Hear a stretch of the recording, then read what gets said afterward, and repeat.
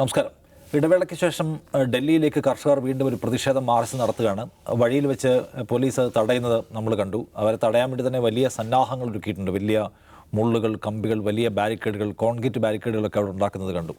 അപ്പോൾ ഇതിന് മുമ്പത്തെ കർഷക സമരം നമുക്ക് ഓർമ്മയുണ്ട്. കേന്ദ്ര സർക്കാരിനെ പിടിച്ചുലച്ച ഒന്നായിരുന്നു. ഫൈനലി കേന്ദ്ര സർക്കാരിന് അതിന് മുമ്പിൽ കോംപ്രമൈസ് ചെയ്യേണ്ടി വന്നു. 3 കർഷക ബില്ലുകൾ പിൻവലിച്ചു. ആ പിൻവലിക്കുന്നതിൻ്റെ ഭാഗമായിട്ട് കുറേ ഉറപ്പുകൾ അവർക്ക് കൊടുത്ത ഉറപ്പുകളൊന്നും പാലിക്കപ്പെടുന്നില്ല എന്നതാണ് പ്രധാനപ്പെട്ട ആവശ്യം. രണ്ടാമത്തത് ഈ MSP നിയമപരമാക്കുക എന്ന് വെച്ചാൽ ഒരു മിനിമം സപ്പോർട്ട് പ്രൈസ്, താങ്ങുവില എന്നുള്ളത് നിയമമാക്കുക എന്നാണ് അവരുടെ ആവശ്യം. സർക്കാരിനെ സംബന്ധിച്ച് വളരെ ഹ്യൂജായിട്ടുള്ള ഒരു സംഗതിയാണ്. അത് അത്ര പെട്ടെന്ന് അംഗീകരിക്കാൻ കഴിയാത്ത വിധം ഭാരമുള്ള ഒരാവശ്യമാണ് അവർ ഉന്നയിക്കുന്നത്. പിന്നെ ലഖിംപൂർ ഖേരിയിലെ നഷ്ടപരിഹാരം, പഴയ കേസുകൾ പിൻവലിക്കുക, വൈദ്യുതി നിയമത്തിൽ കൊണ്ടുവന്നുള്ള അമെൻമെൻറ്റ് പിൻവലിക്കുക പോലുള്ള ആവശ്യങ്ങളൊക്കെ അതിനകത്തുണ്ട്. അപ്പോൾ ചർച്ച നടത്തിയത് പരിഹരിക്കാൻ സർക്കാരിൻ്റെ 2 മന്ത്രിമാർ ശ്രമിച്ചെങ്കിലും വിജയിച്ചില്ല. അവരാവട്ടെ സമരം കുറച്ച് സമയം എടുത്താലും ഞങ്ങൾ റെഡിയാണ് എന്ന മട്ടിലാണ്. ഇന്നിപ്പോൾ നമ്മൾ കണ്ട വാർത്ത 6 മാസത്തേക്കുള്ള ഡീസലും അല്ലെങ്കിൽ ഭക്ഷ്യ ഉൽപ്പന്നങ്ങളെല്ലാം ആയിട്ടാണ് ഇവർ ഈ ട്രോളികൾ ട്രാക്ടർ വലിച്ചുകൊണ്ട് വരുന്നത് എന്നാണ്. അപ്പോൾ അവിടെ പിന്തിരിഞ്ഞു പോകാൻ അവർ തയ്യാറല്ല. ഒരു തെരഞ്ഞെടുപ്പ് കാലമാണ് കർഷക സമരത്തിന്. നമുക്കറിയാവുന്ന പോലെ സമീപകാലത്ത് കേന്ദ്ര സർക്കാരിനെ ഏറ്റവും സമ്മർദ്ദത്തിലാക്കുകയും പരാജയപ്പെടുത്തുകയും ചെയ്ത, അല്ലെങ്കിൽ ഇന്ത്യയിൽ വലിയ ഇമ്പാക്റ്റ് ഉണ്ടാക്കിയ സമരങ്ങളിലൊന്ന് എന്ന് വിളിക്കാവുന്ന ഒന്ന് കർഷക സമരമായിരുന്നു. അതിൻ്റെ ഒരു തുടർച്ച എന്തുമാത്രം വലിയ റോൾ നിർവഹിക്കാൻ പോകുന്നുണ്ട് ഇന്ത്യൻ പൊളിറ്റിക്സ് എന്നതിനെക്കുറിച്ചാണ് നമ്മൾ ആദ്യം സംസാരിക്കുന്നത്. ദൗസേബിന് എന്താണ് തോന്നുന്നത്? കഴിഞ്ഞ കർഷക സമരം അതിനെ ആദ്യം ചാപ്പകുത്തി പരാജയപ്പെടുത്താൻ നോക്കുന്നു. ഫൈനലി അതിനോട് പരാജയപ്പെടേണ്ടി വരുന്നു സർക്കാരിന്. വീണ്ടും കർഷകർ ഒരു ഡൽഹി വളയൽ മാർച്ചുമായിട്ട് വരികയാണ്. അതിൻ്റെ ഒരു സാധ്യതകൾ, പലതരത്തിലുള്ള സാധ്യതകൾ എന്തുമാത്രമാണ്? കർഷക സമരം, ഇപ്പോൾ ഈ കർഷക സമരം നടത്തുന്ന കൂട്ടായ്മയുടെ പേര് സംയുക്ത കിസാൻ മോർച്ച നോൺ പൊളിറ്റിക്കൽ എന്നാണ്. ഞങ്ങൾക്ക് എന്തെങ്കിലും രാഷ്ട്രീയ ലക്ഷ്യത്തോടെയല്ല ഞങ്ങൾ വരുന്നത്. ഞങ്ങൾ കർഷകരുടെ ആവശ്യം, അതാണ് ഞങ്ങളുടെ ലക്ഷ്യം, അത് നിവർത്തിക്കുക എന്നുള്ളതാണ് ഞങ്ങളുടെ ആവശ്യം എന്ന് അവർ പ്രഖ്യാപിച്ചിരിക്കുക. ഇതിനെന്തെങ്കിലും പൊളിറ്റിക്കൽ ഇമ്പാക്റ്റ് ഉണ്ടാവുക എന്നുള്ളത് ആ ചർച്ചയ്ക്ക് തന്നെ പ്രസക്തിയില്ല. കർഷകരുടെ ആവശ്യങ്ങൾ, ഡിമാൻഡുകൾ, അവർ 10 ഡിമാൻഡുകളാണ് വെച്ചിരിക്കുന്നത്. ആ 10 ഡിമാൻഡുകളിൽ എൻ്റെ കാഴ്ചപ്പാടിൽ അതിൽ ഒരു ഡിമാൻഡ് ഒഴികെ ബാക്കിയെല്ലാം വളരെ ലോജിക്കലായിട്ടുള്ള, കർഷകരെ സംബന്ധിച്ചിടത്തോളം വളരെ പ്രാധാന്യമർഹിക്കുന്ന ഡിമാൻഡുകളാണ്. ഈ ഒരു ഡിമാൻഡ് ഇതാണ്: WTOയിൽ നിന്ന് മാറി നിൽക്കുക, ലോക വ്യാപാര കരാറുകളിൽ നിന്ന് പിൻവാങ്ങുക. അത് പ്രായോഗികമായൊരു കാര്യമല്ല. കാരണം വർഷങ്ങൾക്ക് മുമ്പേ ഒപ്പുവെച്ച ഇന്നത്തെ ഒരു ലോകഘടനയിൽ ഇന്ത്യ മാത്രം അതിൽ നിന്ന് മാറി നിൽക്കുക എന്ന് പറയുന്നത് പോലെ ലളിതമായ കാര്യമല്ല. ബാക്കിയെല്ലാം ഇപ്പോൾ നിഷാദ് പറഞ്ഞ MSP, മിനിമം സപ്പോർട്ട് പ്രൈസ് ആവട്ടെ, ഈ പറയുന്ന 2013 ഭൂമി ഏറ്റെടുക്കൽ നിയമം നടപ്പിലാക്കുക എന്ന് പറയുന്ന ഡിമാൻഡ്, ലഖിംപൂർ ഖേരിയിലെ കൊലയാളികളെ ശിക്ഷിക്കുക, കഴിഞ്ഞ കർഷക സമരത്തിൽ കൊല്ലപ്പെട്ടവർക്ക് നഷ്ടപരിഹാരം കൊടുക്കുക, വൈദ്യുതി ബിൽ അമെൻമെൻറ്റ് പിൻവലിക്കുക, അതേമാതിരി ഈ കീടനാശിനികൾ, വിത്തുകൾ, ഇതിൻ്റെയൊക്കെ പ്രൊഡക്ഷനുമായി ബന്ധപ്പെട്ട ചില വ്യവസ്ഥകൾ ഉണ്ടാക്കുക. ഈ പറയുന്ന വളരെ പ്രധാനപ്പെട്ട ഇതാണ് മഹാത്മാഗാന്ധി ഗ്രാമീണ തൊഴിലുറപ്പ് പദ്ധതിയുടെ ദിവസം 200 ദിവസമായി വർദ്ധിപ്പിക്കുക, അതിൻ്റെ കൂലി 700 രൂപയാക്കുക. ഇതൊക്കെ വെച്ചാൽ വളരെ ജെന്യൂനായിട്ടുള്ള ഡിമാൻഡുകളാണ്. ഇന്ത്യയിലെ കർഷക സമൂഹം അനുഭവിക്കുന്ന പ്രശ്നങ്ങളെ മുൻനിർത്തിയിട്ടുള്ള ഡിമാൻഡുകളാണ്. ആ ഡിമാൻഡുകളോട് പോസിറ്റീവായിട്ട് സർക്കാർ പ്രതികരിക്കുക, ഉത്തരവാദപ്പെട്ടൊരു സർക്കാർ അങ്ങനെയാണ് ചെയ്യേണ്ടത്. അത് കാണേണ്ട കാര്യം, ഒരാഴ്ച മുമ്പാണ് ഈ ഗവൺമെൻറ് MS സ്വാമിനാഥനും ചരൺ സിംഗിനും ഭാരത് രത്ന പ്രഖ്യാപിക്കുന്നത്. MS സ്വാമിനാഥൻ കമ്മീഷൻ റിപ്പോർട്ടുള്ള കാര്യങ്ങളാണ് ഇവരുടെ ഡിമാൻഡുകൾ. ഇപ്പോൾ MSP, മിനിമം സപ്പോർട്ട് പ്രൈസ് എന്ന് പറയുന്നത് 2004 അന്നത്തെ UPA ഗവൺമെൻറ് ഫോം ചെയ്ത കമ്മീഷനാണ് MS സ്വാമിനാഥൻ കമ്മീഷൻ. അങ്ങേര് ഇന്ത്യ കണ്ട ഏറ്റവും പ്രഗത്ഭനായിട്ടുള്ള കാർഷിക ശാസ്ത്രജ്ഞനാണ്.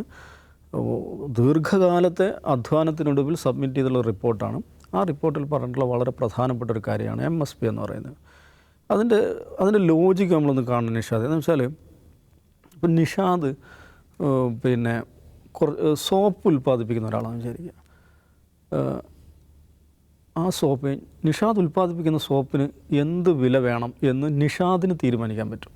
20 രൂപയാണെങ്കിൽ നിഷാദ് അതിൻ്റെ റാപ്പറിൽ എഴുതി വെക്കും 20 രൂപ. ആ 20 രൂപക്കാണ് മാർക്കറ്റ് വിൽക്കുന്നത്. പക്ഷെ നിഷാദ് വെണ്ടക്ക ഉൽപ്പാദിപ്പിക്കുന്ന ഒരാളാണെന്ന് വിചാരിക്കുക. നിഷാദിന് തീരുമാനിക്കാൻ പറ്റുമോ ഞാൻ കൃഷി ചെയ്ത വെണ്ടക്ക 1 കിലോ ഇത്ര രൂപക്കാണ് വിൽക്കുക എന്ന് നിഷാദിന് തീരുമാനിക്കാൻ പറ്റില്ല. ആ സമയത്ത് മാർക്കറ്റ് ഡൈനാമിക്സ് എന്താണോ അതിനനുസരിച്ച് വാങ്ങുന്ന ആളാണ് തീരുമാനിക്കുന്നത്.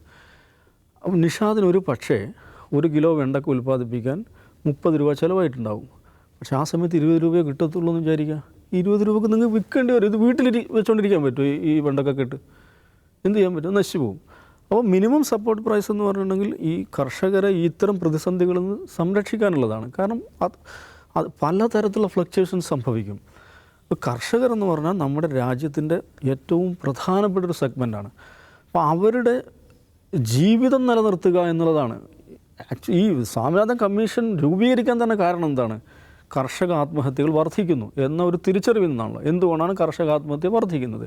അവർ ഇൻവെസ്റ്റ് ചെയ്ത പണം അതുപോലും തിരിച്ചു കിട്ടുന്നില്ല. ഒരു വർഷത്തെ അധ്വാനത്തിന് ശേഷം ഈ ഭൂമിയിൽ പണിയെടുത്തതിന് ശേഷം നഷ്ടം ഉണ്ടാകുന്നു. ബാങ്ക് തിരിച്ചടവ് സാധിക്കുന്നില്ല. അങ്ങനെ കർഷകർ ആത്മഹത്യ ചെയ്യുകയാണ്. അപ്പോൾ ആ പശ്ചാത്തലത്തിലാണ് ഈ സ്വാമിനാഥൻ കമ്മീഷൻ പോലും രൂപീകരിക്കപ്പെടുന്നത്.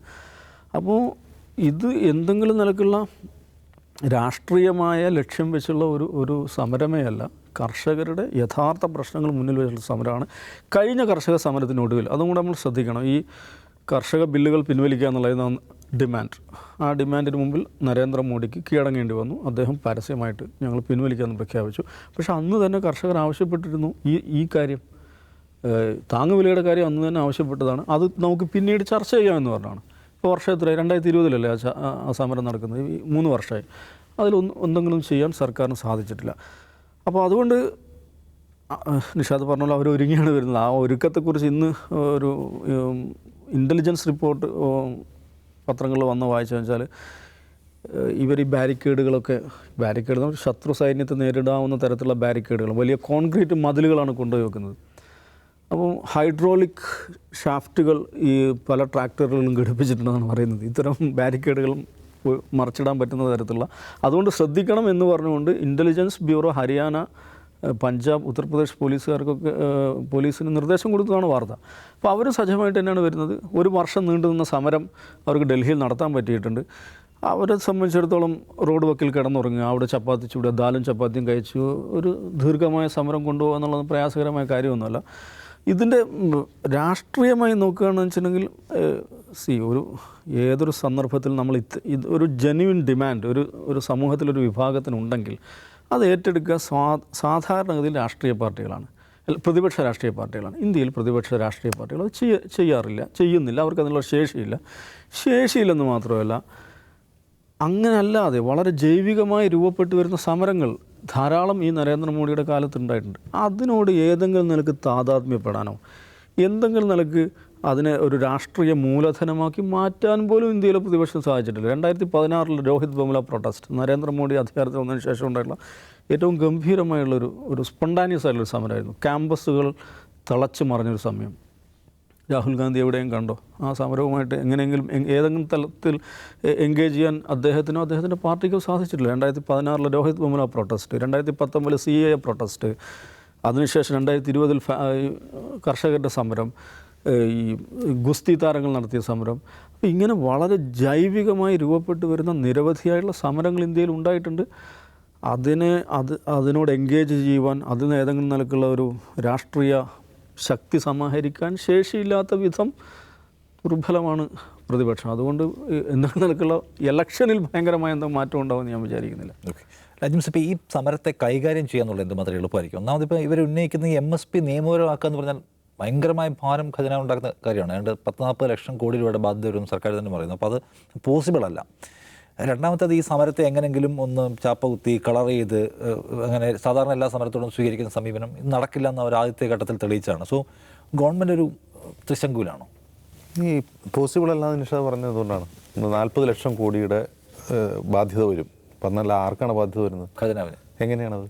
അതായത് സർക്കാർ പ്രൊക്യൂർ ചെയ്യുന്ന ധാന്യങ്ങൾ, അത് നിശ്ചിതമായ ധാന്യങ്ങൾ സർക്കാർ പ്രൊക്യൂർ ചെയ്യുന്നുള്ളൂ. എല്ലാം പച്ചക്കറിയൊക്കെ സർക്കാർ എടുക്കുന്നില്ലല്ലോ. ചില ധാന്യങ്ങളാണ് സർക്കാർ പ്രൊക്യൂർ ചെയ്യുന്നത്. ഇനി അതിന് MSP നടപ്പാക്കിയെന്ന് വിചാരിക്കുക. ഈ MSP നടപ്പാക്കിയാൽ മാർക്കറ്റിനെ അത് ബാധിക്കുമെന്നാണ് നിഷാദ് പറഞ്ഞ ന്യായമല്ല. മാർക്കറ്റിനെ അത് ബാധിക്കുമെന്നാണ് സുപ്രീം കോടതിയിൽ കേന്ദ്ര സർക്കാർ കൊടുത്ത മറുപടി, സത്യവാങ്മൂലം. ഇത് കേസായിട്ട് സുപ്രീം കോടതിയിൽ വന്നതാണ്. അപ്പോൾ മാർക്കറ്റിനെ ബാധിക്കുക എന്ന് പറഞ്ഞാൽ ഇപ്പം തന്നെ നോക്കുക. റൈറ്റ്, നമ്മുടെ FCI വെയർഹൗസുകളിലുള്ള ധാന്യങ്ങൾ ഓപ്പൺ മാർക്കറ്റിൽ സെയിൽ ചെയ്യുകയാണ്. ഓപ്പൺ മാർക്കറ്റിൽ സെയിൽ ചെയ്യുന്നതിൽ അതിൻ്റെ ഓപ്ഷനിൽ പങ്കെടുക്കാൻ സംസ്ഥാന സർക്കാരുകൾക്ക് അനുമതിയില്ല. അതിൽ പ്രൊട്ടസ്റ്റ് ചെയ്തിട്ടാണ് GRNൽ പോയി കേന്ദ്രമന്ത്രിയെ കാണാൻ പോകുന്നത്. അപ്പോൾ ആ ഓപ്ഷനിൽ ആരാ പങ്കെടുക്കുന്നത്? പ്രൈവറ്റ് പ്ലെയേഴ്സാണ്. ഇനി ഞാൻ കഴിഞ്ഞ ദിവസം ഔട്ട് ഓഫ് ഫോക്കസ് ഞാൻ ഒരു കാര്യം പറഞ്ഞു. കോഴിക്കോട് ഞാൻ റെയിൽവേ സ്റ്റേഷനിൽ നിൽക്കുമ്പോൾ ഒരു വിദേശ നിർമ്മിതം തോന്നുന്നൊരു വാഗൺ ട്രെയിൻ പോവുകയാണ്. ഞാൻ അടുത്ത് നിന്ന് നോക്കി കഴിയുമ്പോൾ അദാനി അഗ്രോ. അപ്പോൾ ചിലപ്പോൾ തമിഴ്നാട്ടിൽ നിന്ന് പോകുന്നതായിരിക്കും, തമിഴ്നാട്ടിൽ നിന്ന് ശേഖരിച്ചു. അദാനി ഈ രംഗത്ത് ഇറങ്ങിക്കഴിഞ്ഞു. അതായത് ഈ പറയുന്ന ഫാമേഴ്സ് ബില്ല് ആയിട്ടില്ല, അത് ഷോക്കേസ് ചെയ്തിരിക്കുകയാണ്, അല്ലെങ്കിൽ ഷെൽഫിൽ വെച്ചിരിക്കുകയാണ്. പക്ഷേ അത് നിയമമായില്ലെങ്കിൽ കൂടി അവരെ പണി തുടങ്ങിക്കഴിഞ്ഞു. അതായത് റിലയൻസും അദാനിയും ഈ പറയുന്ന സെക്ടറിൽ അവർ സജീവമായി കഴിഞ്ഞിട്ടുണ്ട്. വെയർ ഹൗസുകളൊക്കെ മോദി 2014 അധികാരത്തിൽ വന്ന എല്ലാ ബജറ്റിലും പ്രഖ്യാപിക്കുന്ന ഒരു കാര്യമാണ് ഈ ശീതീകരിച്ച വെയർ ഹൗസുകളുടെ ശൃംഖല രാജ്യത്ത് രൂപീകരിക്കുന്നത്. അത് സർക്കാർ രൂപീകരിക്കുന്നല്ല പറയുന്നത്, ആര് രൂപീകരിക്കുന്നുണ്ട്? ഇവർ രൂപീകരിക്കും, അവർ സ്റ്റോർ ചെയ്യും, അവർ വിൽക്കും. അപ്പോൾ MSP രൂപീകരിച്ച ആർക്കാണ് നഷ്ടം? ആ നഷ്ടം ഈ 2 കോർപ്പറേറ്റുകൾക്കാണ്. കാരണം അവർക്ക് കുറഞ്ഞ വിലയ്ക്ക് സാധനം ശേഖരിച്ച് വെയർ ഹൗസുകളിൽ വർഷങ്ങളോളം വെച്ച് വില കൂടുമ്പോൾ വിൽക്കുക എന്നുള്ളതാണ് അവരുടെ രീതി. അവരതാണ് ചെയ്തുകൊണ്ടിരിക്കുന്നത്. അപ്പോൾ അവർക്ക് നഷ്ടമുണ്ടാകുന്ന കരുതിയാണ്. അതല്ലെങ്കിൽ MS സ്വാമിനാഥൻ കമ്മീഷനെ നിയോഗിക്കുന്ന UPA സർക്കാരാണ്. ആ സർക്കാർ സ്വാമിനാഥൻ കമ്മീഷൻ റിപ്പോർട്ട് സമർപ്പിച്ച് അത് നടപ്പിലാക്കാൻ ബാധ്യതപ്പെട്ടതാണ് മോദി സർക്കാർ. മോദി സർക്കാർ പോട്ടെ, BJPയുടെ 2014-ലെയും 2019-ലെയും 2014-ലെ പ്രകടന പത്രിക, 19-ലില്ല, 2014-ലെ പ്രകടന പത്രികയിലെ പ്രധാനപ്പെട്ട വാഗ്ദാനം കർഷകരുടെ വിളകൾക്ക് അതിൽ മുതൽ മുടക്കേണ്ടി വരുന്ന തുകയുടെ 1.5 ഇരട്ടി MSP ഉറപ്പാക്കുമെന്നുള്ളത് BJPയുടെ വാഗ്ദാനമാണ്. ആ വാഗ്ദാനം നടപ്പാക്കണമെന്നാണ് പറയുന്നത്. ആ വാഗ്ദാനം നടപ്പാക്കാത്തതിനെതിരെ കർഷകർ കോടതി പോയപ്പോൾ BJP സർക്കാർ കൊടുക്കുന്ന സത്യവാങ്മൂലമാണ് അത് നടപ്പാക്കി കഴിഞ്ഞാൽ മാർക്കറ്റിന് പ്രശ്നമാകും. മാർക്കറ്റിനല്ല, അദാനിക്ക് പ്രശ്നമാകും എന്നുള്ളതാണ് പ്രശ്നം. അപ്പോൾ ഇവിടെ ഇപ്പോൾ MSP വേണമെന്ന് സമരം ചെയ്യുകയാണ്. MSP എന്ന ആവശ്യം അന്നേ ഉണ്ടായിരുന്നു, അത് നടപ്പായില്ല. 3 വർഷം കഴിഞ്ഞ് നടപ്പാക്കാണ്ട് വീണ്ടും സമരം ചെയ്യുന്നത്. ഈ സമരം ചെയ്യുമ്പോൾ സമരം ഒരു വശത്ത് നടക്കും, MSPയിൽ കേന്ദ്ര സർക്കാർ വിട്ടുവീഴ്ച ചെയ്യുമെന്ന് തോന്നുന്നില്ല. മറ്റ് ചില ഡിമാൻഡ്സ് ചിലപ്പോൾ മീറ്റ് ചെയ്തേക്കാം. ഇപ്പോൾ electricity regulatory amendment bill, amendment bill എന്ന് പറഞ്ഞാൽ എല്ലാ സബ്സിഡിയും കർഷകർക്ക് ഉൾപ്പെടെയുള്ള എല്ലാ സബ്സിഡി എടുത്ത് കളയുന്ന ഒന്നാണ്. ചിലപ്പോൾ അതിലൊക്കെ എന്തെങ്കിലും വിട്ടുവീഴ്ച ചെയ്തേക്കാം. എന്നല്ലാതെ ഇത് ഒരിക്കലും ചെയ്യില്ല. കാരണം ഇത് ഇവരുടെ വാഗ്ദാനമായിരിക്കും തന്നെ ഇത് ഒരിക്കലും ചെയ്യാത്തതിന് കാരണം അത് അദാനിക്ക് നഷ്ടം ഉണ്ടാക്കും എന്നുള്ളതുകൊണ്ടാണ്. അതിൽ വേറെ മാറ്റം. ദാവൂദ് സാഹിബ് പറഞ്ഞ പോലെ ഇതൊരു നോൺ പൊളിറ്റിക്കൽ സമരമാണ് എന്ന് പറയുമ്പോൾ പോലും, പൊളിറ്റിക്കൽ അല്ലാത്ത സമരമാണെന്ന് പറയുമ്പോൾ പോലും ഇതല്ലേ ശരിക്കുള്ള രാഷ്ട്രീയം. ഒരു സർക്കാരിനെതിരെയുള്ള ഉയർത്തിക്കൊണ്ടുവരുന്ന ഈ ഡിമാൻഡ്സ് തന്നെ വലിയ രാഷ്ട്രീയമാണല്ലോ. പ്രതിപക്ഷത്തിൻ്റെ പ്രശ്നം എന്താണെന്ന് വെച്ചാൽ ഇതൊക്കെ പ്രതിപക്ഷം ചെയ്യേണ്ട പണിയാണ്. ഏത് വ്യത്യസ്ത സെക്ടറുകളിലുള്ള ആളുകളുടെ പ്രശ്നങ്ങൾ പഠിക്കുകയും അവരെ സമരരംഗത്തേക്ക് കൊണ്ടുവരികയും ചെയ്തിട്ട് പ്രതിപക്ഷത്തിൻ്റെ പണിയാണ്. ഇത് ജനങ്ങൾ സ്വയം തന്നെ സംഘടിച്ച് സമരം ചെയ്യുക. അങ്ങനെ സമരം നടന്ന വെസ്റ്റേൺ UPയിൽ പോലും കഴിഞ്ഞ UP തെരഞ്ഞെടുപ്പിൽ BJP ജയിക്കുന്നു.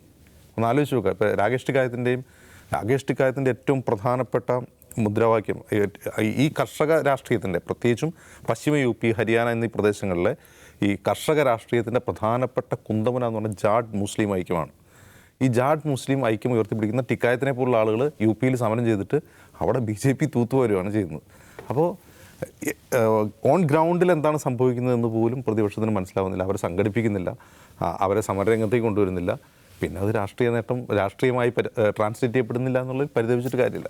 യെസ്, എന്തായാലും കർഷകർ വീണ്ടും ഒരു വലിയ സമരമായിട്ട് രംഗത്ത് വന്നിരിക്കുന്നു. സർക്കാരിനെ സംബന്ധിച്ച് മീറ്റ് ചെയ്യാൻ കഴിയാത്ത സീരിയസ് ആയിട്ടുള്ള ആവശ്യങ്ങൾ എന്ന് വെച്ചാൽ സർക്കാരിന് പലവിധ കാരണങ്ങളാൽ മീറ്റ് ചെയ്യാൻ കഴിയാത്ത സംഗതികളാണ് അതിനകത്ത് അവർ മുന്നോട്ട് വയ്ക്കുന്നത്. അതെങ്ങനെയാണ് ഗവൺമെൻറ് അതിനെ ടാക്കിൾ ചെയ്യാമെന്ന് കാണണം.